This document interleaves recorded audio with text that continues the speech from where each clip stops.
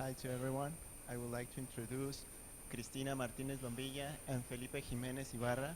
Cristina is a postdoc researcher from this institute, and Felipe is a PhD student from here. And they both gonna talk about their adventures in Africa, their Astro-African memories. So it's a pleasure. Good morning, everyone. Thank you for being here. We know that this is the third talk of the week, so this is going to be a more relaxed talk, and it's going to be shorter than usual in these seminars, because our goal is not to tell you all the details of the project that we developed in Kenya last year, but to motivate you to do this kind of things and to show you that it is actually very easy to do it and all the facilities that we have had. Before starting, I would like to introduce you, although Eduardo already did. My name is Cristina Martínez Lombilla. I finished my PhD here at the ISC last year, so I'm now in my first postdoc. My main topic is the study and the analysis of laws of brightness structures in galaxies. And good morning, everybody. My name is Felipe Jiménez Ibarra. I'm PhD student here at the ISC. I'm in my last year, and I work in the X-ray binary groups. And Cristina and I, we are really enthusiastic people. We like adventures and the risk. So we decided the past October to get married. So we said this is a really risky adventure, and in our honeymoon, during our honeymoon in Kenya, we want to share some of our skills and knowledge about astrophysics in there. So we basically we didn't know how to start or what to do, so we just started to ask around to people here, and we end up getting in touch with Mirjana Povic, which probably a lot of you know her, as she did her PhD here at the ISC. She's very nice, and she's now working in Ethiopia. So she put us in contact with people from different institutions in Kenya, and among them was Professor Dismas Simiyu from the Meru University in Meru town. As I said, we went to Kenya, and in particular to the Meru County. The Meru County is located around 270 kilometers at the north of Nairobi, which is actually around 5 hours by car. Okay.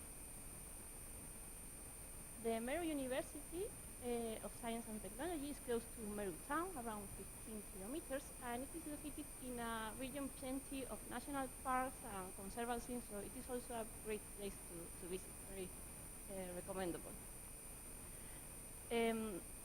Meru town is not a huge city, which is something that is something that we really like, because it's much more quiet than, for example, Nairobi, and that was one of the main reasons why we chose to go there instead, for example, to go to any of the universities that are located in Nairobi. Another reason was that the Meru University of Science and Technology is a very young university. It was founded in 2013 as an independent and proper university. Here you can see one of their main administration buildings. So that makes us much more easier to get in touch and to develop any kind of project with them.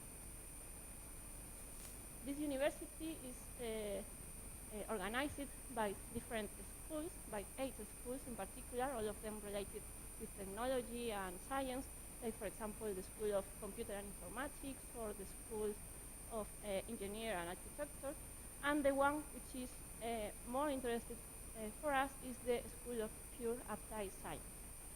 All the schools offer a wide variety of undergraduate programs and also masters and PhD, and in the schools of Pure Applied Science, we have a degree in science with the option of physics.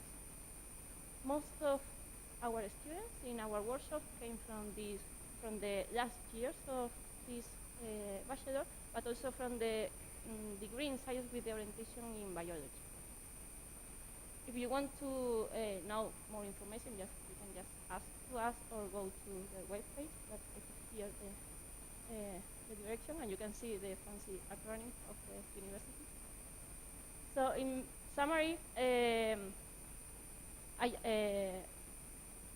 I only can say two things about this university, and Felipe will tell you now a bit more about the workshop. So we designed a workshop which originally was oriented for students on the last years, but in practice we had 30 attendants to the workshop, mostly of them from the final years, but even PhD students and some staff. And the idea of the workshop was to reduce some astronomical images as an excuse to teach some programming skills. So for that we use photometry data of a variable star from Maria Jesus Arevalo, and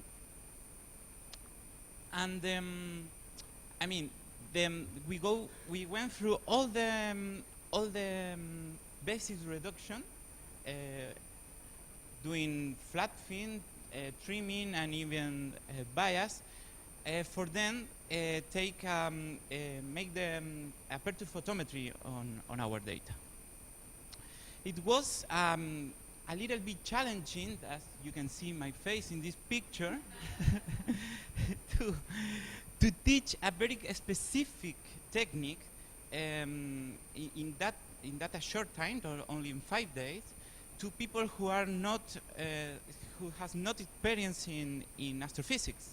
So we try to go in the practical way. So we used graphics Python packages as well as DS9 to try to visualize the raw data and try to identify the spurious structures on the images. And then within this context, we try to learn the theory of how these structures are produced and how we can characterize it by the calibration of images and the needed and so on. Also, we use the problem of deal with a lot of a huge or a big data set in order to try to teach the basics on programming, like a list, elements in a list, loops, and so on. So all the workshop was based on 3 packages of Python. And in the end, we do the aperture photometry, and we represent it using Matplotlib, and as a powerful tool to represent graphics and so on. So the workshop was basically practice, but with a 20% of the time dedicated to theory, where we explain the basic theory around the basic reduction. But also we talk about our works, and we talk about how to obtain public data and some tips on grants and fellowships applications. So you can see a brief summary of the workshop, and as Felipe said, it was split in around 20% of theory lessons and around 80% of hands-on sessions. I was in charge of the theoretical part, and Felipe developed the tutorial. Also, I was always in the room with him, in the computer room that you have seen before in the photos, because I was helping him with the students' issues, like, for example, errors in the coding, which they never had code. They have never coded before, so all the errors for them was very difficult to deal with. Then they started to handle and to manage it. So the workshop was 5 days long, from the 22nd to the 26th of October last year. We started every day around 8:30 or 9 in the morning up to 5 in the afternoon, with just 2 breaks for coffee and lunch. So it was a quite intensive week for all of us. Actually, we thought that the students were going to hate us at the end of the week, but it wasn't in that way at all. They were very nice guys, very motivated, with a lot of interest in everything we try to teach them. And I mean, you may know that that's probably one of the best things when teaching someone, that to try to teach someone who is very happy to learn and very motivated to learn what you are trying to teach. So probably that's the best part of the project, of the whole project. The theoretical part was, as Felipe said, basically split in talks given along the whole week. We mix tutorials with theory, not to make it very, very hard. We talk about general astronomy, including also a bit about our works, image analysis, data reduction, and photometry. But also we talk about how to get or where to find public astronomical data, which is very important for them because they have almost no access to observing time or international collaborations. And they actually didn't know most of the available public data release or public data that you can just download from the web. And the last day, we also give a talk under their request, actually, about where and how to find contracts, grants, and fellowships. As you know, we are very young researchers, so that was very difficult to us, but I have to say that thanks to the help of Johan Appen, my boss, he really helped me a lot to prepare this talk and all the slides. So actually it was really useful for me as well. It was very, very nice. And then from the tutorial, from the hands-on session, was data reduction and photometry, combining with image analysis, using both Python and DS9 in order to make them also to see the image, and to see what they were doing and what was happening in there. This is from the, I'm talking about the workshop, but when dealing with the logistics of the whole project, the whole travel, we only have good words, and we can only say thank you to Dr. Dismas Simiyu, who's there with us. And he was our contact in Meru University and the link between us and the university. He basically arranged the workshop and all our trip. And we also very we have to say thank you as well to the Meru University. They treat us as Astro Rock stars or something like that. It was very easy to work with them. Actually, our idea, our plan, as we went for holidays there, our plan was to take care of all the expenses. We went by our own, but okay. Continue. Okay. As I said, our plan was to pay everything by ourselves. We were on holidays there, but the Meru University took care of all the accommodation. They looked at accommodation for us for the whole week, all the meals, anything we may need, and even they put a driver for us, which is David. He's very, very nice. He was with us the whole week. David and Dismas went to Nairobi to pick us and take us to Meru, which is 5 hours by car, I said before. And they were with us the whole week, taking us from the hotel to the university or any place we may need to go. And then on Sunday, they took us to Nairobi again. So, yeah, in summary, it's a wonderful experience. It's very easy to do it, and don't be afraid. If you want to do it, just go. We are not the first one in doing it. So during the workshop, two students asked for us for some help in their final project. So they were so interested in astrophysics, so we proposed to them a small project related on our works, and that is how Cristina and I became in co-supervisors of Caroline and Patrick, that you can see in the photo.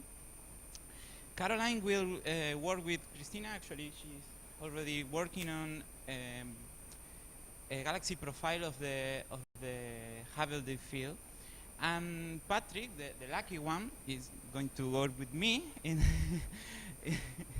in analyzing data coming from the Liverpool telescope of B404, a low mass X-ray binary, provided by my dear boss, Dr. Teo Muñoz Darias. And this will be useful for both parts, I mean.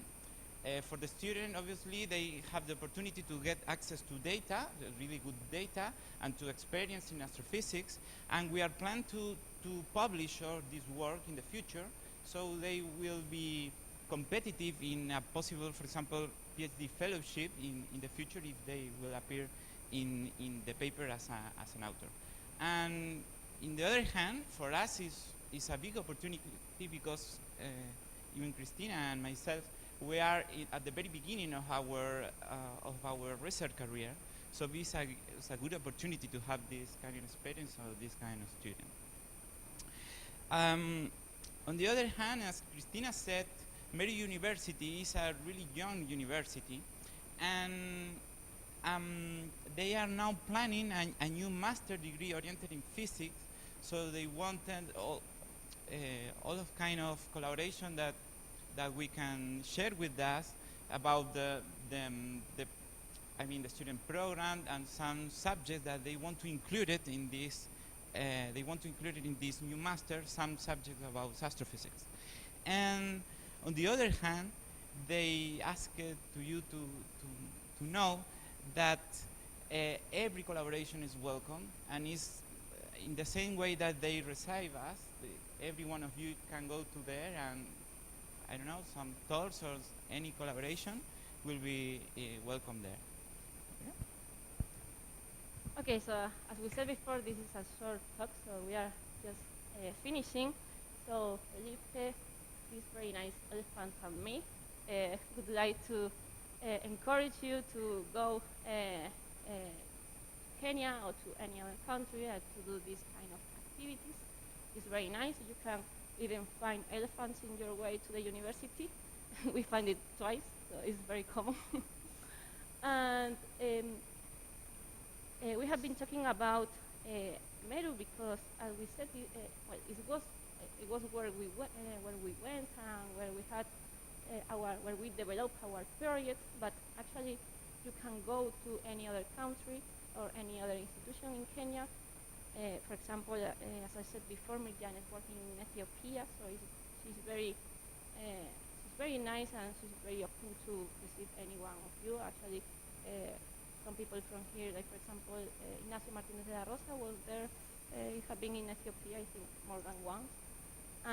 We are not the first one in doing this kind of thing, so just do it. Also, most of you may know Bill Dulo. He's from Ethiopia. He was doing a postdoc here a few years ago, and now he's in Madrid. And he actually helped us at the beginning of our project, at the beginning of our plans. So, in the particular case of Meru University, it is very young university, so it is very easy to make any project, any activity, any collaboration. They are very open to do that. That's the very good part of this. And if you are afraid about what to do there, what is better, what may be necessary, or how to do the best of to make the most of your time in there, don't worry about that, because we were kind of in the same situation, but by following the guidelines from Mirjana and Dismas, we end up with this nice project, and it was very easy for us to do everything. They make us very easy, all the parts of the trip. And it is also possible to do not only science, but also parallel activities of outreach, not for the university and also for the community. In our case, we went to a high school and we gave a gender talk about women in science. We used some material from some ideas from the UC3, the outreach department here at the AC. So we have to say thank you to Sandra and also to Naira. They helped us with this talk, and it was really, really nice. We had a great morning in there. We had really good time, and I think the students also had a really good experience. And this is basically all that we wanted to tell you. So now we would like you to ask questions to us, or any comment or any doubt or anything you may want to know. So yes, thank you so much.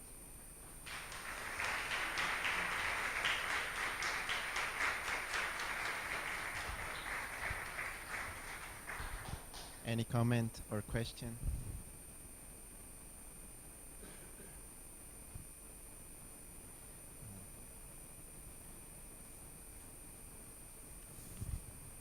Why did you decide to go to Kenya, and how were the initial contacts? I mean, what did they say when you told them you wanted to do this? Well, why Kenya? Well, it was our honeymoon, as we said at the beginning. So Only this was the honeymoon or something? yeah. I mean, everything started with the honeymoon. I mean, we wanted to do a trip. Yeah.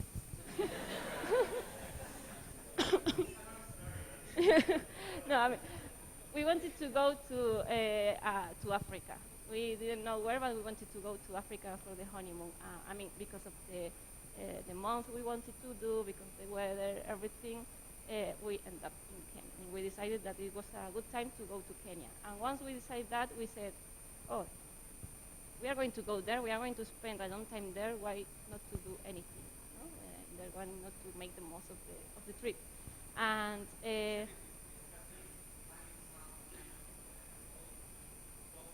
or even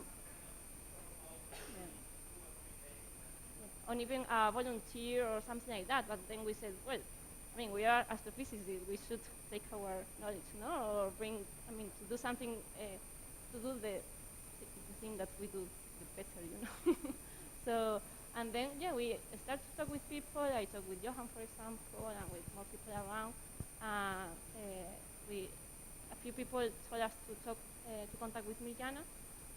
So we just sent her an email, and she was really, really nice to help us. And she forwarded our email with, in the email we just put our formation, our background, and the kind of thing that we have done before, the outreach activities, the workshop, that we were, in that time, both of us, we were PhD students, everything, and she just forward the email to some people in Kenya that she knows. They started to reply, and they were very glad to do it.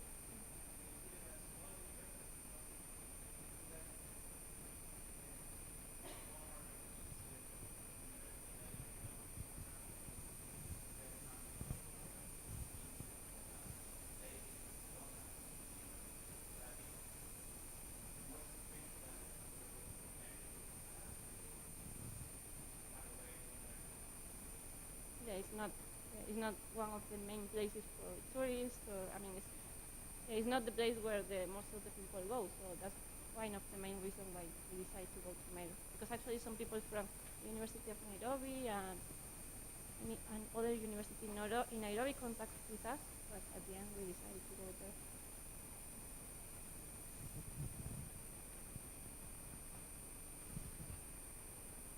Hello. How much time do you think is needed to organize this kind of activity? So how long in advance do you need to organize this kind of trip with no marriage involved? Much more less than us.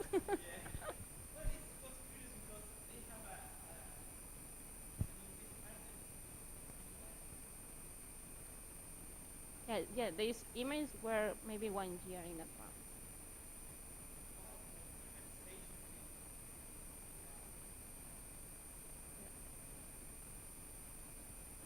Yeah, the beginning was just some emails like, okay, you can come here, we can do something, but the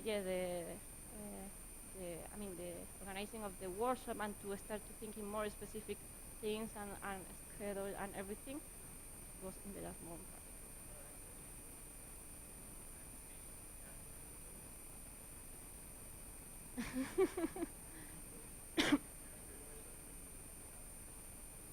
Yeah, and they are quite.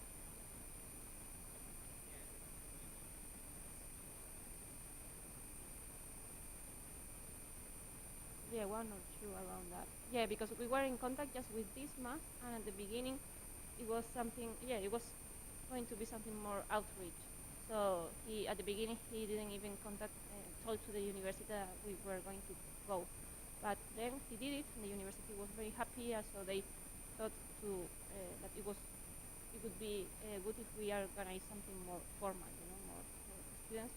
And I mean, they stopped the normal lessons during 1 week to all the students in the 2 last years because we were there, So it's wonderful, and it's you can do almost anything you want. How good are the internet connections there? Are the speed and the intermittency or not intermittency? Is it normal? You looked normal in the class, but is everything as you would like? Yeah, the lessons. The contact with them and the. No, internet connection. No, there was an internet connection.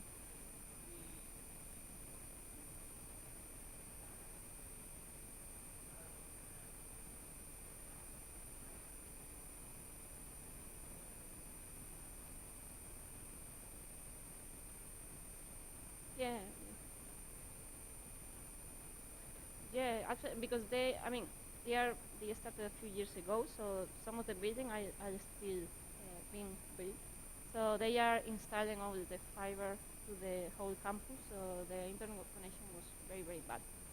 But it's going to be put, months or a year, I don't know.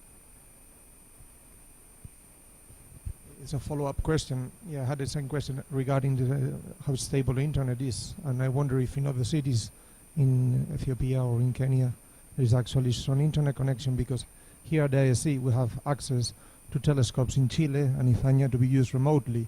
So for those countries that do not have direct access to these kind of facilities, I think it would be wonderful if we can provide, basically observing time with telescopes in Cerro Tololo or in Izaña. So I think internet for that would be a key aspect. Yeah, it's a tricky thing to work without internet, no? Because you don't realize, but actually you need, for a tutorial, but at the end we figure out. Cristina or Felipe, how did you solve the question of expenses? You propose that you will cover all your expenses and they later offer you to cover them, or you negotiate them from the beginning? How was it?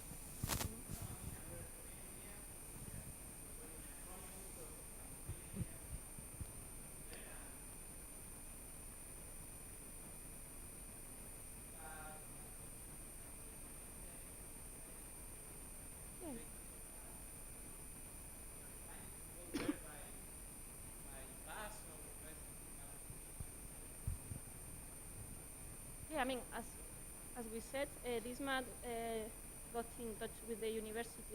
Talked to the university about us like 1.5 months before or something like that. So at that time was when the university wanted to do something more formal, and we didn't know, but it was like last week or 2 last week when we realized that they were going to look for our accommodation and all our expenses, because actually we were asking to Dismas like, okay, let us know which hotel is, if this is hotel is okay or this one, because we were looking for it. We said that we didn't ask for anything, for anything. At the end, he said like, okay, but wait a bit, and at the end he told me that don't worry, they are going to pay you everything. Yeah, I would like to ask you, did you do some night sky observations, or did you bring some telescopes or something like that? No, that would be great, but no, we cannot take telescopes. Do you know if there is some kind of amateur astronomy club there or something? Because sometimes they don't have formal astronomy in the universities, but there are some clubs that they have some kind of equipment. So maybe for the next time it would be great to contact all these groups and try to do some public outreach event. As far as we know, they don't have any of that. There was one of the students, actually he's a PhD student, and he was very interested in everything, and he was trying to think in something like that, or have a small telescope and do such a kind of activity. But no, so far we don't know. So for next time we have telescopes at the UC3, so maybe it's an idea That to would be bring great. them there. We can arrange transportation.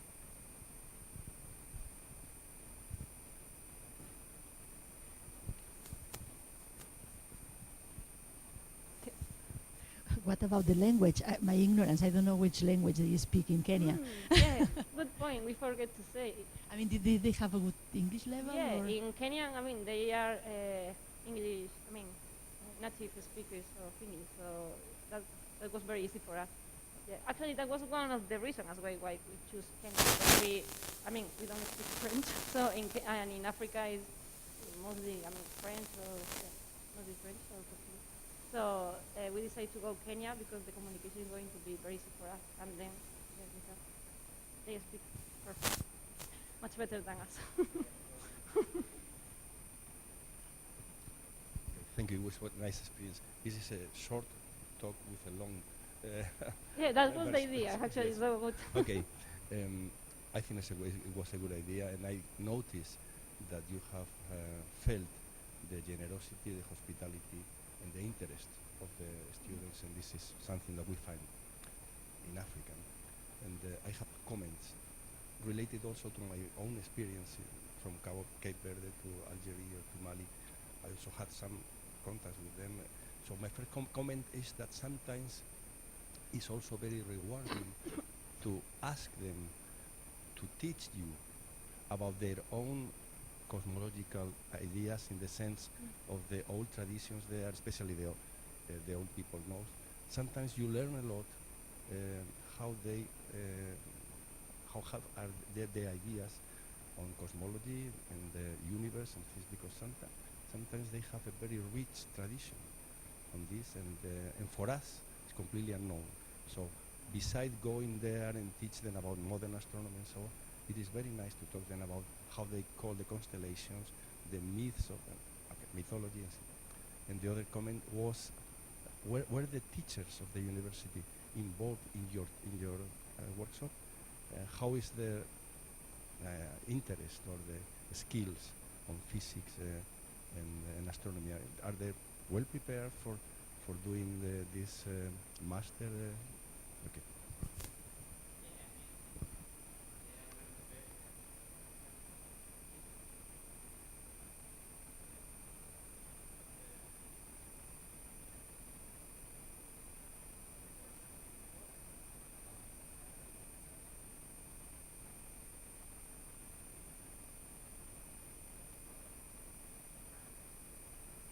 Yeah, we use the astronomical data because we know quite well how it works in order to show them how to coding, no? How to start to programming with Python. I mean, the data reduction was an excuse actually to do all that.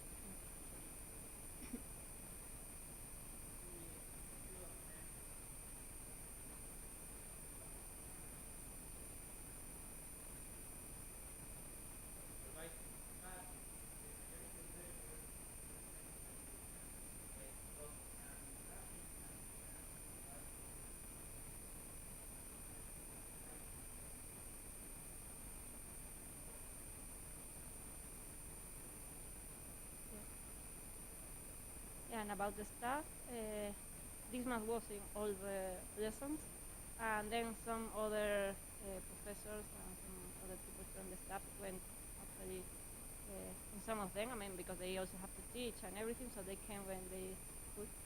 And yeah, I mean, maybe part, I mean, about programming, maybe they have some difficulties, but actually there was some of them that they already programmed before, for example in MATLAB or Fortran or something like that, so it was easier for them to start with Python. So they have kind of background, not strong, but kind of. So it was much more easier for them to just start, and we find it much more familiar than the students. Comment, question? No? So thank you again. Thank you.